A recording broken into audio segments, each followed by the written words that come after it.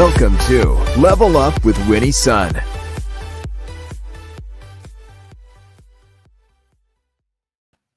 Well, hello, friends. Welcome back and happy Tuesday. Are you having a good week? I know that a lot of people are thinking about uh, just coming back from the weekend, if you will, and what the week's going to be looking like. If you're joining us on the replay, a big hello to you as well. Thanks so much for tuning in, and a big hello to my friends at Modern Mom. Now, let's start with the market because actually, this is some great news. If you've been following the financial markets today and maybe looking at your own 401k or your Roth IRA and wondering maybe how you're going to meet those financial goals, you're probably going to like days like this because the Dow closed up 278 points, the Nasdaq also up 80 points, and the S&P up 35 points as well. U.S. stock markets overall did quite well today. And in fact, a lot of the strength actually came from some of the travel names, even though we're still being, worried about COVID and certainly the Delta variant. But on the financial markets, things are looking pretty good, at least today, right? We'll take the day. But there have been a lot of questions coming in from many of you. And of course, I've been reading a lot in the financial news, and a lot of my clients have been asking me different questions. I thought I would tackle some of these as well, because let's just talk. I mean, it's the first week of August. A lot of us are looking at indications of how well the market's going to perform this week. And of course, we're looking at job market numbers. Again, we'll have the job market number for you certainly on Thursday. But overall, we're looking at pretty positive numbers in terms of earnings. We're seeing a lot of companies report positive earnings. Some even have been outperforming, some meeting expectations. But overall, it looks like for some companies out there, the economy is actually doing just fine. Now, in other matters, one thing that we've also been seeing is that, the pandemic has brought in a lot of stimulus protection, right? Pandemic protection for Americans. But one thing that continues to kind of hang over is the eviction risk. As you know, eviction protection just expired midnight on Saturday, which puts millions of Americans, unfortunately, at risk of being forced from their homes. And it's actually estimated that over 15 million people in 6.5 million U.S. households are currently behind in rental payments. And that number is probably even bigger now. This was as of a few months ago, in fact. But here's the thing, if you're not sure how you're going to tackle this, perhaps you're not sure how you're going to make rent and you're really worried about this, right? Here's some tips that I want to share with you. First off, you want to be proactive. If you can't pay your rent, you take this opportunity to talk to your landlord. Hopefully, many of you have a someone that you can speak to who is in that form of landlord. I know many of you might rent from a larger corporation, but you want to make sure you have the discussion, let them know your concerns, maybe your struggles right now, and be very open and honest. Because you'd be surprised right now, a lot of people are much more empathetic and might give you some flexibility there. Now, another thing to remember, though, that even if you are behind, they can't just go ahead and evict you right on the spot. In fact, they are required to give you notice and also to make sure that everything is done properly before you're actually formally evicted. Now, another thing I would recommend is for you to keep very clear records. So if you can, email your landlord, make sure everything is in writing so you know what's happening, you update them, right?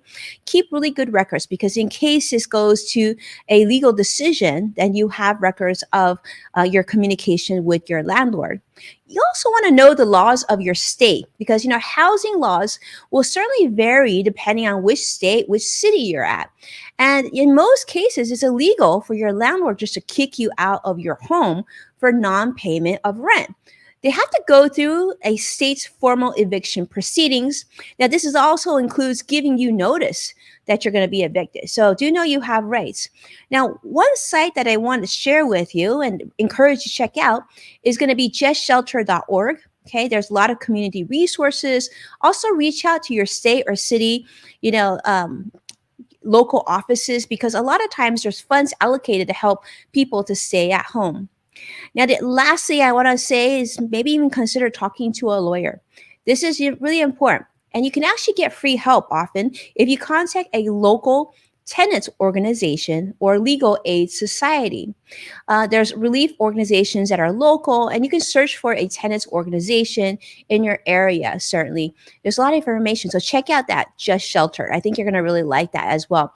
Now, there's a lot of groups that can help you connect with a lawyer or another nonprofit legal group. Just go to your local office, do a Google search in your neighborhood. There's definitely going to be some options out there for you. But most importantly, good luck. Hopefully that was helpful. Now, let's also talk about the raging Delta variant of COVID. You probably heard enough of this. I certainly feel like I have. We're seeing that infections and hospitalizations continue to surge across the United States. And we're seeing the CDC saying that now we need to continue to wear masks indoors, even if we've been vaccinated. We're also concerned about potential lockdowns. Now, we do hear that, many of the healthcare professionals are saying that there will not be another lockdown, but who really knows? Who really knows, right? One thing that I think was a little surprising and probably quite a bit disappointing is, as you may have known or you may have seen, that in the state of Hawaii was actually doing very, very well. In fact, Hawaii COVID cases were at an enviable rate, tremendously lower than most parts of the United States. Well, unfortunately, that seemed to completely change because the House Committee on COVID met yesterday, and actually we learned that Hawaii has gone to near the bottom of the 23 mainland states here with high positivity rate. So this is as of research that came out of Johns Hopkins's coronavirus research. So what's triggering Hawaii to have increase of Delta cases, you might ask? Well, a lot of it's because of travel. So a lot of Hawaii residents actually travel during the summer to other parts of the country, as well as tourists coming in and getting together, family get-togethers and whatnot. Unfortunately, we're seeing cases continue to increase in Hawaii as well. So in fact, you've probably seen some of those pictures from this weekend from Lollapalooza and whatnot. Unfortunately, we want to get back to normal. And unfortunately, these cases continue to spread. This Delta virus, they didn't get the memo that we're done with this already, right? Well, here's what I want to share with you too. Let's talk about how you can shield your financial plan, okay? And really protect your financial planning from the Delta concerns, the Delta COVID concerns, right?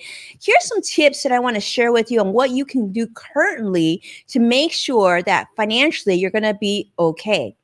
Well, number one thing I'd recommend is to make sure that you have your emergency fund.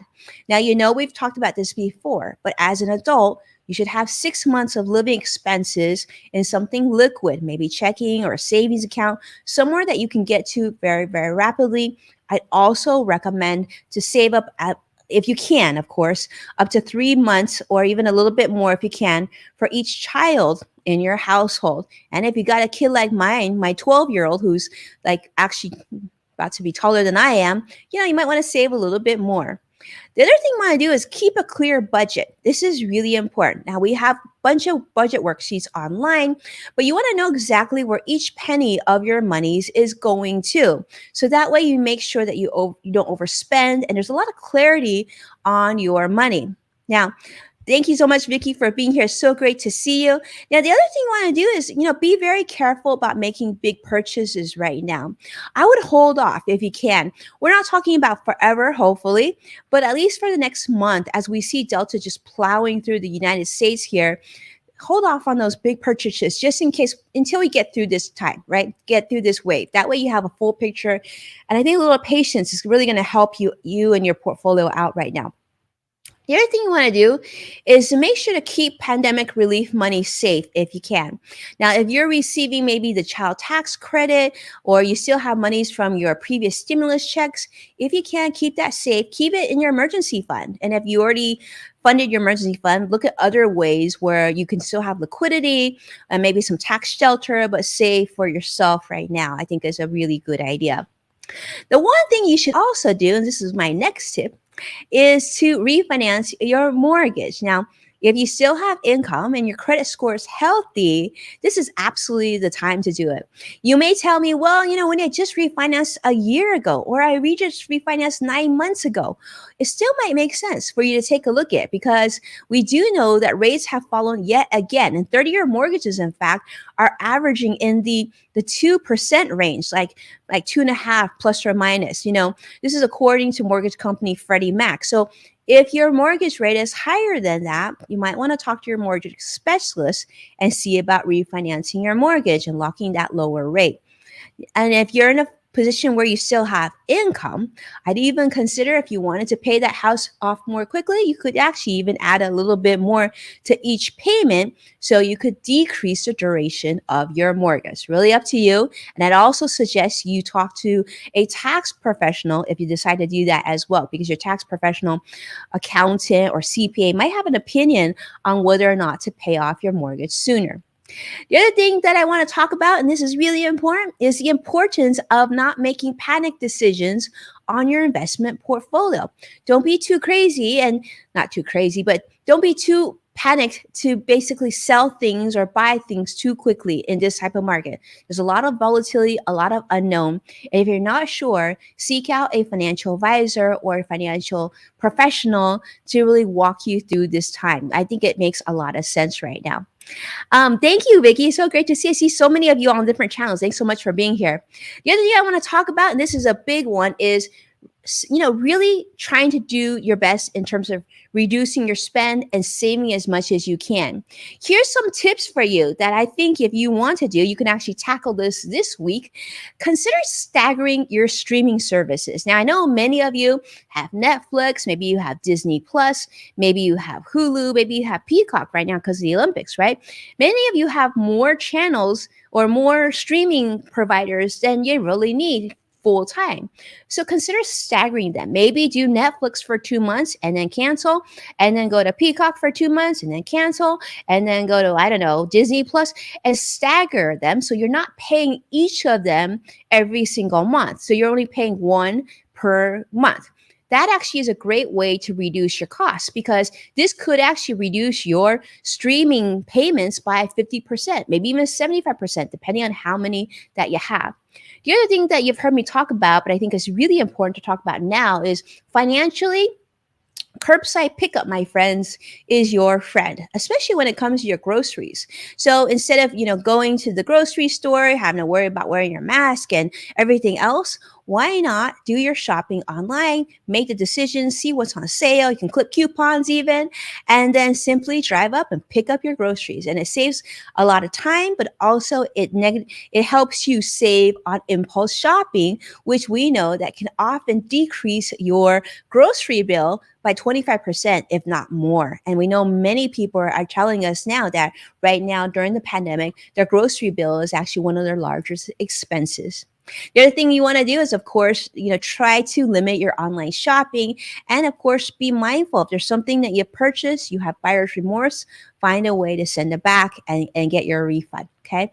So thank you so much, my friends, for watching and supporting our program. Please take a moment to share this show with someone that you care about. And as a reminder, you can find full episodes of Level Up with Winnie Sun on Amazon Fire, NASDAQ, and of course, the one and only Roku as well. So thank you so much, my friends. I hope that you stay well, and I can't wait to see you again this week. Take care now.